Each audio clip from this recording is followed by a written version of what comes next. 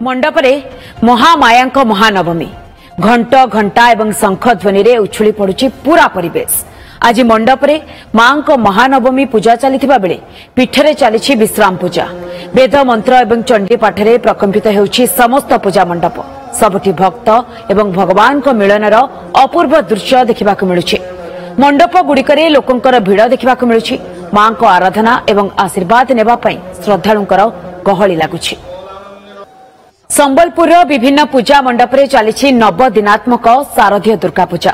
सहरर बंगालीपड़ा मंडपरे 55 वर्ष हेला बंगीय पद्धति रे दुर्गा पूजा करि आसुछंती बंगाली संप्रदायर लोके। पश्चिमबंगरू पंडित आसी एठारे पूजा करिथांती।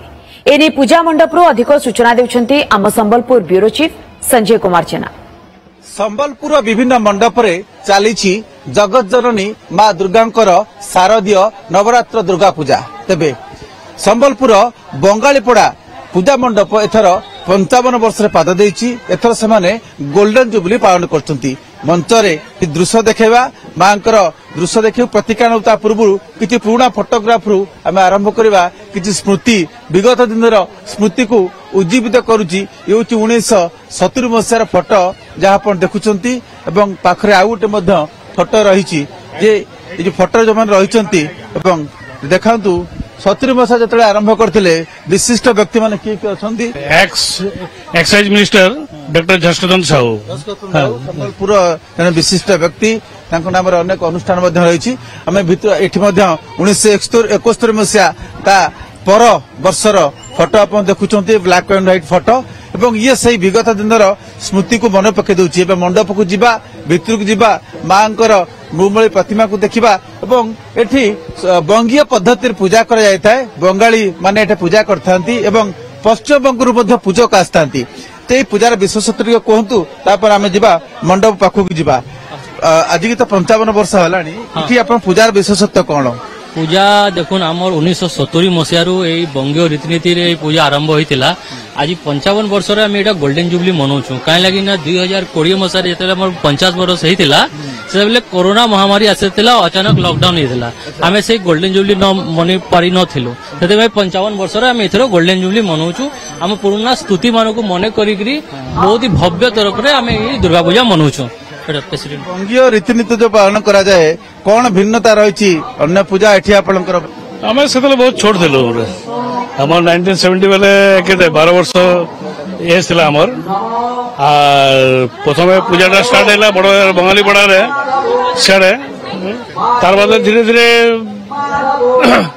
कंटिन्यू हला सेटा आज जाक चली छे।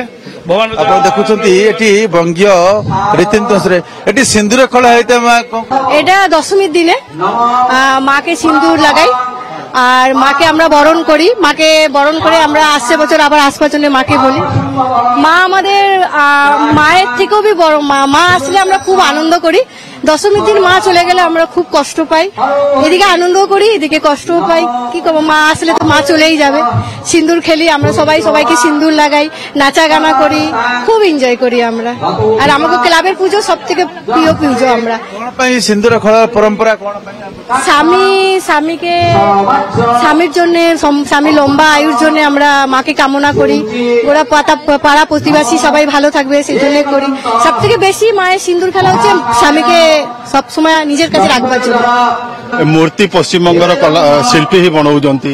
सबु डेकोरेशन सबु माने पूरा टोटली बंगाली पद्धति रे एति कोन हम टिके देखु उच्चारण गत टिके ओडिया पंडित उच्चारण बंगाली पंडित उच्चारण बारी होई पडुची। आउ कोन सब भिन्नता? हम जो विधि विधान देखो हम पूजा स्टार्ट है 60 रु तापर से हमर कदली गछ पूजा हुए।